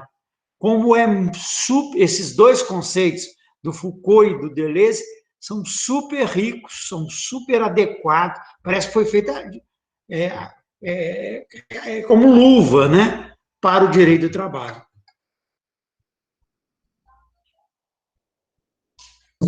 Com certeza, Pepe, né? Essa questão, esse controle, na verdade, está cada vez mais intensificado, né? A gente está numa sociedade que ele vai só se transformando, vai só cada vez mais, né, sufocando a classe trabalhadora. Eu queria comentar um pouquinho que a Bianca, né, que comentou aqui no chat, né? Bianca Modenese. Até antes de comentar a Bianca, né, falar que com certeza a gente vai querer, viu, Pepe? Que você mande para a gente essa comparação que a gente vai mandar para os alunos todos entenderem melhor essa comparação entre o Foucault e o Deleuze. Mas eu queria comentar um pouquinho o que a Bianca falou, que ela tinha comentado... Um pouquinho antes do comentário dele. Ela estava falando de uma fala, de uma parte final do filme. Tá. Falta total de humanidade, né? Não, mas é daquele momento em que há a tentativa de negociação por parte do Rick, né, que ele vai tentar pedir uma licença, né, para o seu patrão. Consertar a vida, para né? tentar dar um jeito, né, que a vida dele estava uma bagunça, né, o filho dele estava, né, aprontando na escola, né, as coisas estavam pichando as ruas, e a coisa estava só cada vez mais caminhando, né, rumo a um abismo, assim, e ele estava pedindo, era um grito de socorro, né, ele estava pedindo, por favor, eu preciso de um tempo, né, e não foi concedido a ele. Né, e aí eu queria falar um pouquinho sobre como é que esses laços... Ele não pede nem férias, né, ele pede, sei lá, um pouco de tempo, né, alguns dias só, ele nem...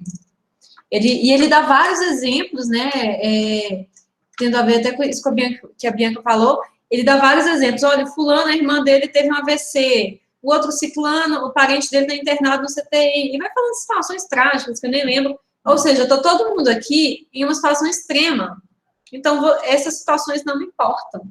E a Bianca falou assim, vocês deveriam erguer uma estátua com o meu busto aqui no pátio, porque eu sou o chefe que mais dá lucro para a empresa. Pois é, aí eu queria falar um pouquinho, até da análise também do Ricardo Antunes, que ele vai falar, de como esse momento atual do capitalismo, ele conjuga alienação e estranhamento com relação ao trabalho, com coágulos de sociabilidade. Ou seja, os laços de solidariedade que eles existiam, né, num outro momento do sistema capitalista, e que serviam como forma de resistir a toda essa exploração, através desse individualismo exacerbado, né, que até o Pepe já trouxe para a gente aqui, esses laços eles ficam cada vez mais enfraquecidos. Né? Então, assim, a gente vê que aquele empregador dele ali no filme, não está claro se exatamente ele é o dono da empresa. Provavelmente também ele é explorado. Né? Só que ele não consegue se enxergar ali como igual àquele que ele tá explorando naquele momento. Né? Então, esse individualismo ele vai fazendo isso, vai fazendo romper completamente esses laços. Né? Esses laços de humanidade, de tentar enxergar o outro de uma forma como alguém que também está sendo explorado, que está sendo oprimido. Né? Então, é aquela coisa, está todo mundo ali, na verdade, no mesmo barco, mas as pessoas não enxergam que elas estão no mesmo barco. Elas só enxergam ali a individualidade de cada um, e de forma que não há qualquer espaço para tentar amenizar as dores dos outros. Né? Ainda que ele enxergasse que todos os seus empregados estavam passando por todas essas situações, ele não tem qualquer espaço para tentar refrear um pouco essa exploração. Né? Eu queria só passar aqui a palavra para a Giovana, depois para a Laira, e depois para o professor Renato. Porque as meninas levantaram as mãos, eu não sei se alguém tiver levantado e não tiver visto também, elas levantaram já tem um tempinho, eu queria que elas falassem. Por favor, Giovana. Professora, eu também, pensando das críticas que o filme faz, na verdade, o filme tenta retratar uma realidade realmente da precarização das relações de trabalho. E aí, esse ano, durante a pandemia, a gente teve o break dos apps. Ótimo. E quando eu penso no break dos apps, eu lembro infelizmente eu esqueci o nome dele, mas o motoqueiro muito. Se eu não me engano, foi em São Paulo, e eu acho que durante a pandemia toda, a fala dele, ele é um entregador de 25 anos, que agora, inclusive, aderiu à bicicleta, né? E eu lembro que pela primeira vez durante o ano de 2020, eu senti que de alguma forma a gente estava tendo um tipo de liderança que expressava esse sofrimento e expressava não no sentido de olha que coisa horrorosa estamos vivendo, mas o que podemos fazer a partir disso? E ele criou um movimento, por mais que precário, precário no sentido de do nada, né? Ele não tinha condições nenhuma de fazer isso, e ele conseguiu motivar os seus colegas a participar desse movimento e incentivar isso em todas as capitais. O que me leva a pensar duas coisas. Que por mais que perceber a precarização das relações de trabalho e o sofrimento por qual passam esses agentes é importante, mas o quanto isso pode se transformar num discurso conformista se não acompanhado de organização política. Então, assim, é muito triste, está todo mundo sofrendo, realmente, é muito triste, mas o que fazemos com isso? Né? E aí, quando eu vejo o exemplo dele, eu vejo o exemplo de uma pessoa jovem, trabalhadora, que conseguiu se organizar politicamente com seus pares para fazer um movimento que abrangeu o país todo. E, para além disso, eu vejo um movimento de consciência, porque esse sofrimento, ele foi explanado, saiu da subjetividade, alcançou outras subjetividades, a ponto de realmente se transformar em movimento, e não de, meu Deus, eu quero isso. E outra coisa que, assim, agora vai por uma perspectiva mais pessoal, mas é muito engraçado a forma com que eu lembro do discurso dele, porque ele não clamava por direitos, ele clamava por humanidade. E quando eu penso nisso, que ele não clamava por direitos, o que ele dizia, eu não preciso provar que isso daqui é uma relação de trabalho, porque estou trabalhando. O que eu clamo é que eu seja visto, notado, que a minha posição e o meu sofrimento seja notado, que esse tipo de prática não seja reiterada.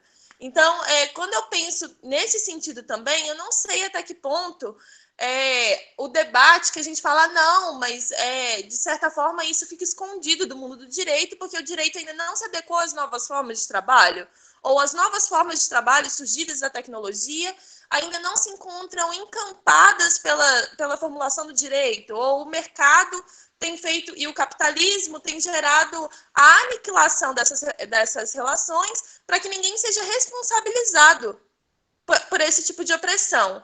Só que, e aqui eu deixo muito claro que é uma leitura pessoal e que não necessariamente as pessoas vão compartilhar, e eu acho importante dizer isso, porque cada um tem, né, seu viés político e o que quer que seja. Eu não vejo mais como o direito agora consiga dar respostas a isso. Eu acho que vem muito mais do campo de uma formação política do que de vamos alterar legislação, sabe? Porque eu acho que se fosse em questão do que está posto está inadequado, eu não acho que a questão é essa. Eu acho que a questão é que, de alguma forma, a gente tem recebido passivamente essas opressões. É isso. Ô, Giovana, esse entregador que foi um dos líderes da revolta, do break dos EPs, ele era o Galo, ele é conhecido como Galo.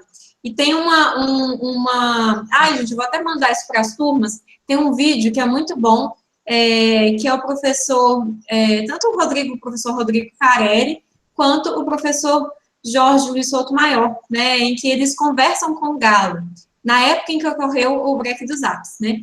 E só uma questão, assim, com sua fala, acho que você colocou muito bem, né, essa relação entre o break dos apps e esse filme. Eu achei genial você ter lembrado disso, mas só uma coisa, uma questão muito pontual, assim, na sua fala, quando você fala que não é uma luta por direitos, o Galo, nessa entrevista, pelo menos nessa que eu estou mencionando, ele fala assim, que os direitos que estão na CLT, que não estão sendo aplicados para ele, foram conquistados com muito sangue dos irmãos dele, que já lutaram por isso antes. Então, eu acho que talvez só a minha visão sobre essa entrevista do Galo é que é também uma luta por direitos, sim, né? Não é que o direito não deva regular isso, mas é que o direito ele deve ser respeitado, até porque ele não caiu do céu, né? Como o professor Pérez falou.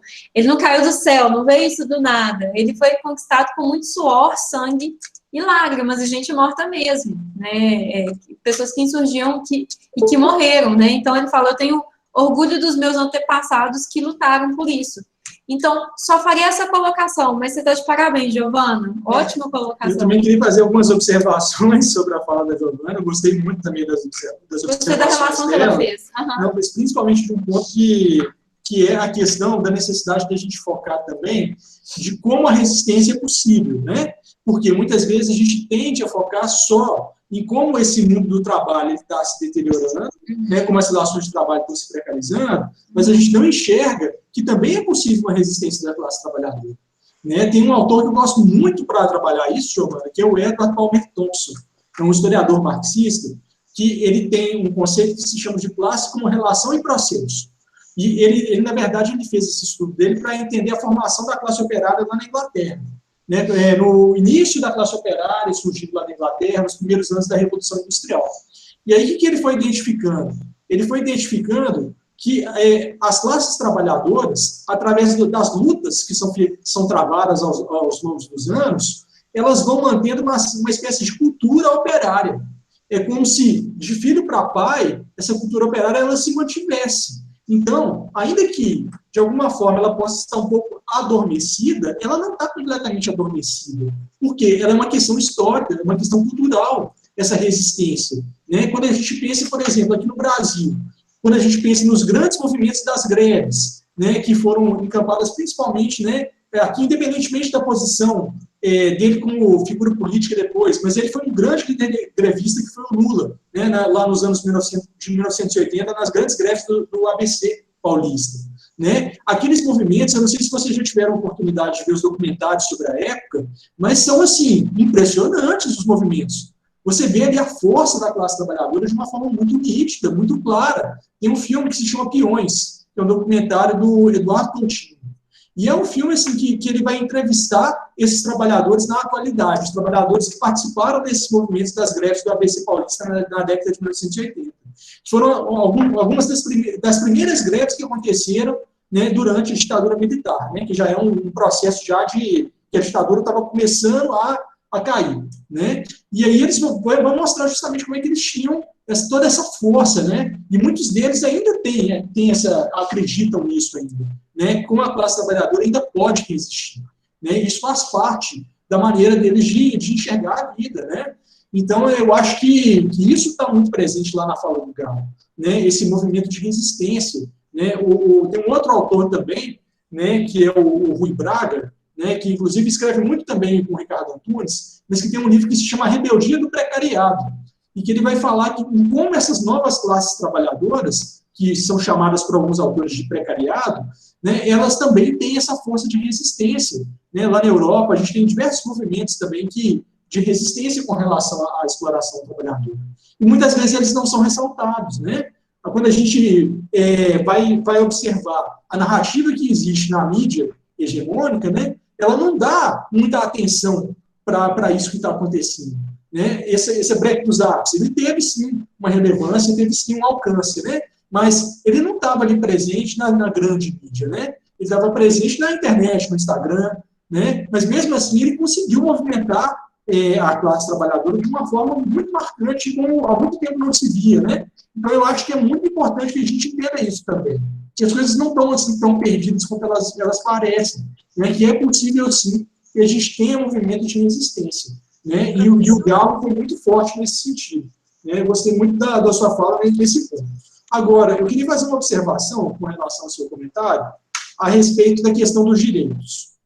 E aí eu vou fazer a minha análise baseada no Marx, baseada no capítulo 8 do Tomo 1 do Capital, que é um capítulo que eu até já indico para você ler, que é um capítulo em que Marx vai analisar as lutas pela redução da jornada de trabalho. Nesse capítulo, o Marx vai analisar o surgimento das primeiras legislações fabris na Inglaterra, que são aquelas legislações que iam justamente iam tentar restringir a jornada de trabalho. Né? A jornada de trabalho, que no início da Revolução Industrial, elas eram assim, de 12, de 14, 16 horas, né? E aí começam a surgir essas primeiras legislações que vão começar a refrear esse processo de exploração. Né? E aí o Marx, o que ele vai identificar quando ele está analisando essas legislações?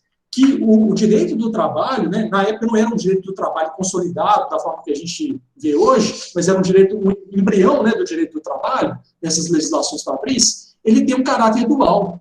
Né? O Marx vai falar disso lá no capítulo 8 do Autonomia do Capital, que é justamente a gente não pode desconsiderar que todos esses direitos eles são fruto de luta, né? E de muita luta para eles serem conquistados.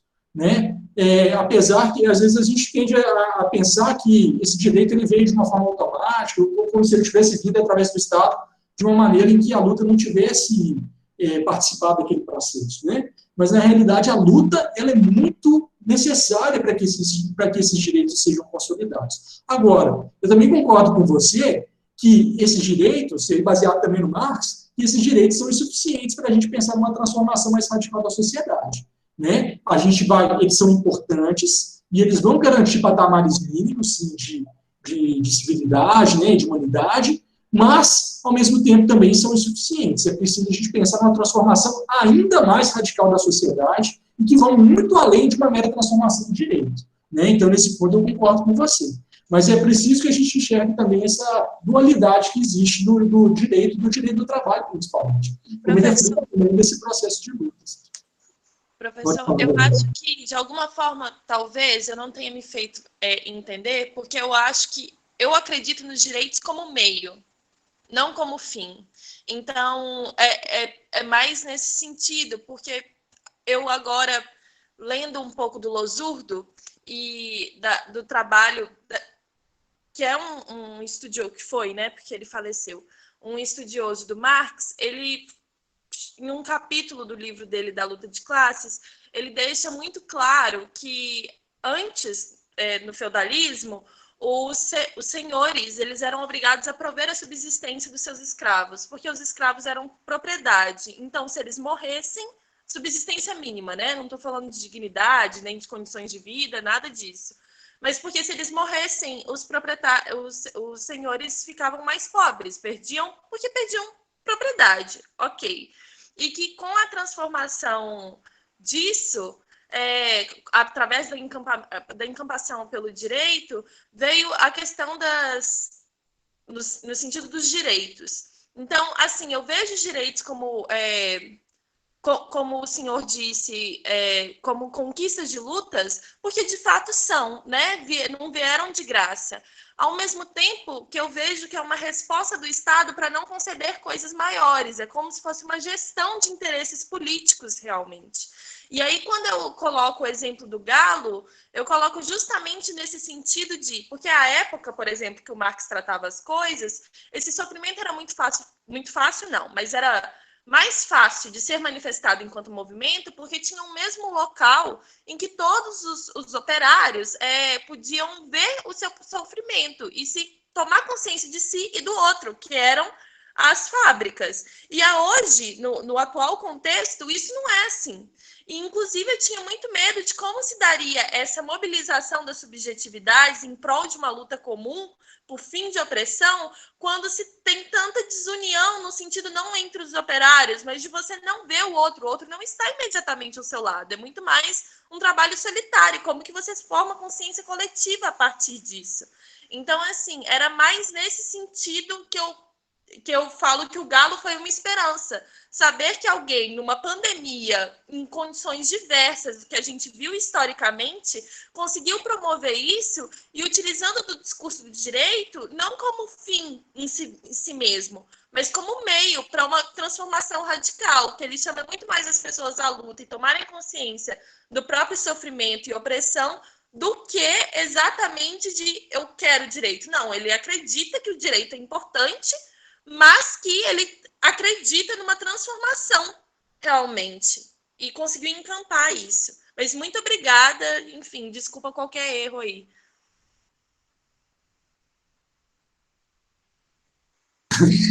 Não, Giovana, tem que pedir desculpa, não. Eu achei a gente adorou sua participação. Gostei muito da sua participação. Inclusive, puxou uma coisa que foi super interessante.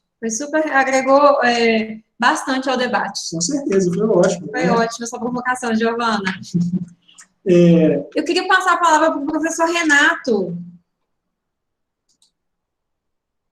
Ele fez um comentário. Isso. Oi, Stephanie. Tudo bem? Tudo Prazer em revê-la. Estou aqui ouvindo, eu também não sei o que eu posso acrescentar, já que os debates aqui foram tão ricos, né? Esse filme a gente já tinha conversado um pouco, assim, bem breve a respeito dele. Você tinha comentado comigo, falou assim, olha, Renato, vai ter esse projeto, que aliás eu já conhecia, essa não é a primeira vez que eu estou aqui participando como ouvinte.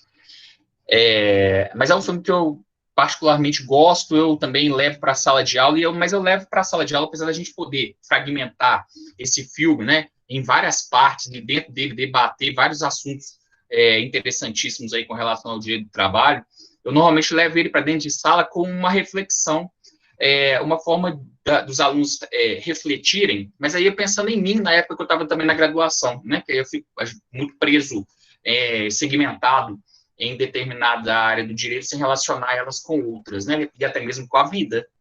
E aí eu levo esse filme para dentro da sala de aula para que eles percebam como que uma situação, que eu até coloquei no chat aí, né, uma situação de precarização nas relações aí de trabalho, elas possuem uma consequência ampla.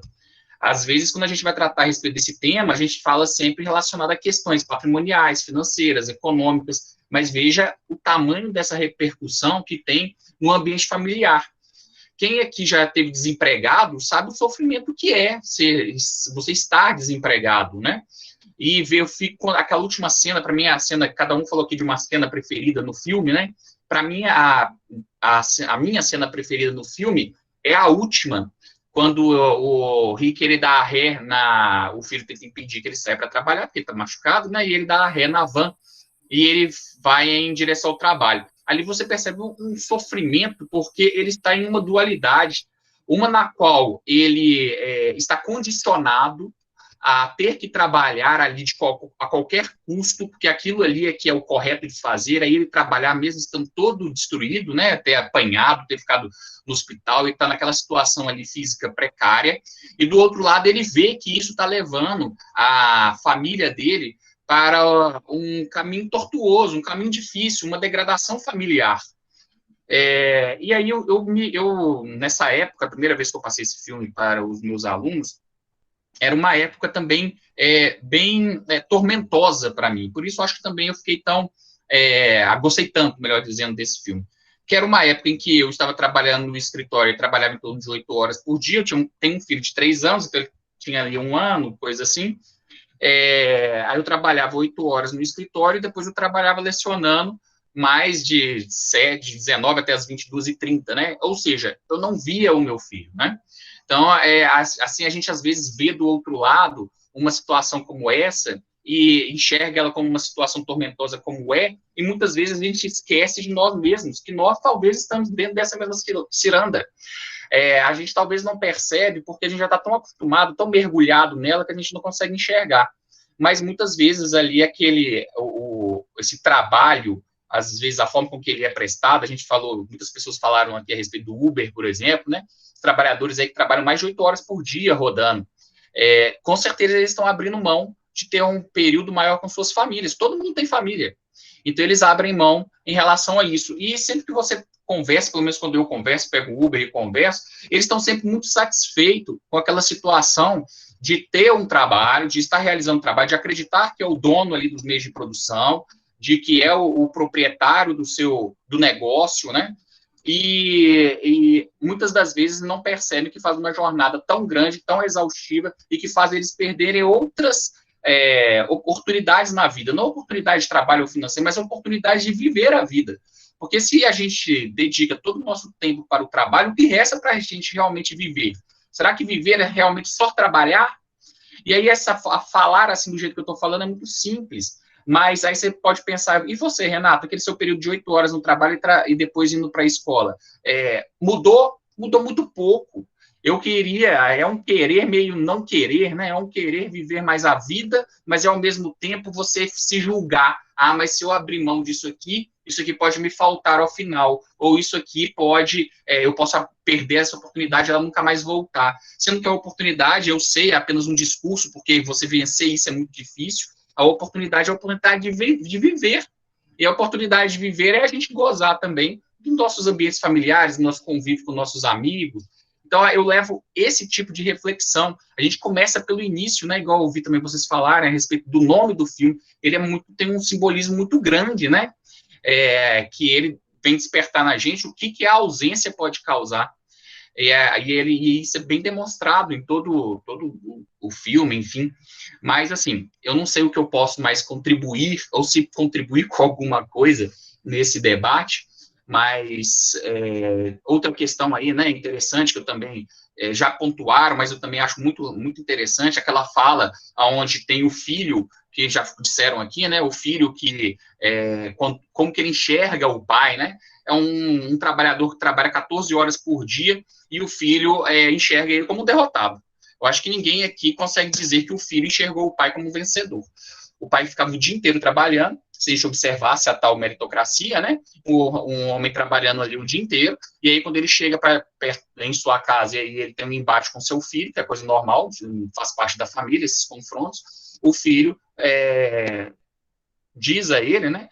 De uma forma tangente, mas diz a ele que ele é um fracassado dentro daquilo que ele está se propondo a fazer, assim como já foi, porque quando ele fala a respeito da van, aí ele diz assim, mas outro... assim, você está entrando em uma outra barca furada, ou seja, ele não confia, ele não tem o respeito dos seus familiares mesmo, estando se dedicando tanto tempo aí ao trabalho. Outra parte também interessante, que eu achei bem legal, que comentaram aqui, a respeito do cuidado, né? Como que essa é uma questão tão preciosa, mas tão pouco valorizado. Se a gente começar a pensar nas pessoas que trabalham com cuidado, aquelas pessoas que dedicam aí a limpeza doméstica, a babá, a cuidadores, veja que dentro de um status social, ele é talvez aqueles que são menos remunerados, né? Tem uma remuneração inferior, e é um trabalho normalmente realizado por mulheres, que eu também vi dizendo aqui, é algo complexo. A gente está vivendo em uma sociedade, como também o professor tinha dito aqui, uma sociedade que a gente está trocando a força humana pelos algoritmos, né? E vai sobrar para nós o quê? Aquilo que nós somos melhores, naquilo que nós deveríamos ser melhores e naquilo que a gente sabe fazer, que é cuidar. Mas é um trabalho que, normalmente, não é o valorizado. É algo que é interessante, eu acho que esse filme ele traz várias reflexões, e quanto mais você assistir de novo, você vai chegar a outras conclusões, talvez outras observações, e tudo isso, essa enxurrada de informações que tem tanto no ambiente humano, no ambiente familiar e também na relação trabalhista, que me traz sempre uma grata alegria em rever esse filme e também participar, ouvir os debates a respeito deles. Muito obrigado aí. Desculpe se eu falei demais e muita bobagem, tá? Não, Renato, eu agradeço. E eu acho que você fez uma síntese de várias questões muito importantes na sua fala. Né? Eu queria agradecer a sua participação, né? Apesar da gente... o Pepe já está no vinho. Eu queria agradecer a sua participação, por estar aqui com a gente. Já são quase 9 da noite, né, de todo mundo também que está aqui até esse horário, e agradecer porque você fez uma síntese, eu acho que foi um fechamento, de certo modo, de tudo que foi debatido, né, vários pontos muito importantes que você lembrou. Eu queria agradecer a sua participação. E eu queria pedir para o Rafa, gente, o Rafa, ele é bolsista do projeto, para passar a lista de chamada. O Rafa, deixa eu ver se o Rafa está aqui. Tá. Gente... É importante. Quem está aqui assinar nossos alunos e que tirem um print, por gentileza, desse formulário depois de assinado, né? Enviem pelo Google formulário, normalmente, e mandem para mim um print depois, tá? Para eu verificar tanto os meus alunos quanto os alunos do professor Daniel. Isso. Mandem um print, por gentileza, para a gente verificar a presença no debate, tá bom? E queria passar, para fechar o debate, a palavra para o professor Pepe Chaves, ver se ele tem mais alguma colocação. Não, o debate foi muito rico, eu acho que todo mundo abordou questões assim centrais, mais importantes. Eu só gostaria mesmo de agradecer essa oportunidade, né?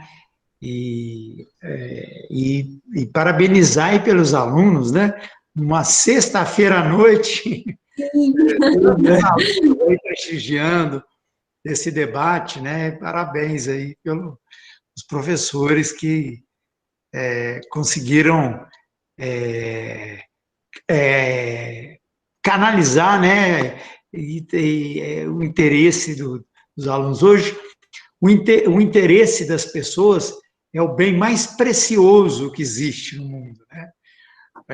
Hoje, as redes sociais procuram captar, né, capturar os nossos interesses por alguns segundos, né? Então, parabéns aí que conseguiram trazer os alunos, esse debate rico aí. Foi muito bom participar. Muito obrigado. Obrigada. A gente agradece. agradece. Nossa, a gente ficou muito feliz mesmo de você ter aceito, ter participado, né? Foi maravilhoso, foi muito bom mesmo. E a gente agradece todo mundo que participou, né, tão intensamente. Eu adorei as participações, tanto de quem falou, quanto do chat. Estou encantada. Obrigada, gente.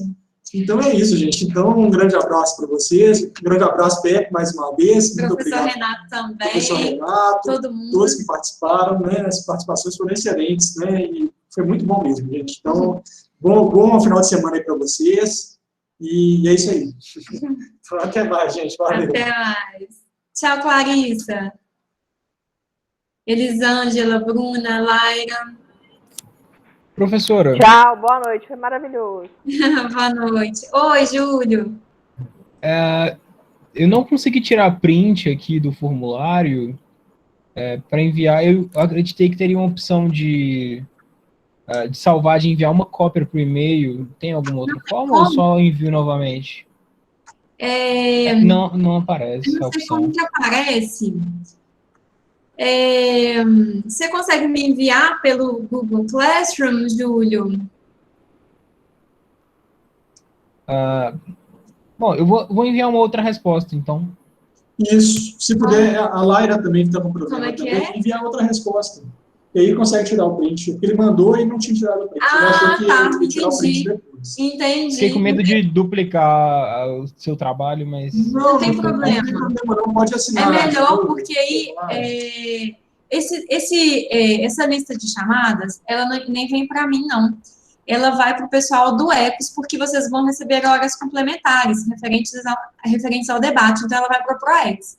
Então, para facilitar, para eu dispensá-los do segundo relatório, então eu preciso só de alguma forma, né? Então pode ser um print, quem tirou o print, ou pode preencher de novo, não tem problema não, e tirar um print da segunda vez, que eu acho que fica mais fácil, né? Porque eu não consigo olhar um por um, porque tem 3 turmas minhas aqui e uma do Daniel, e participantes externos.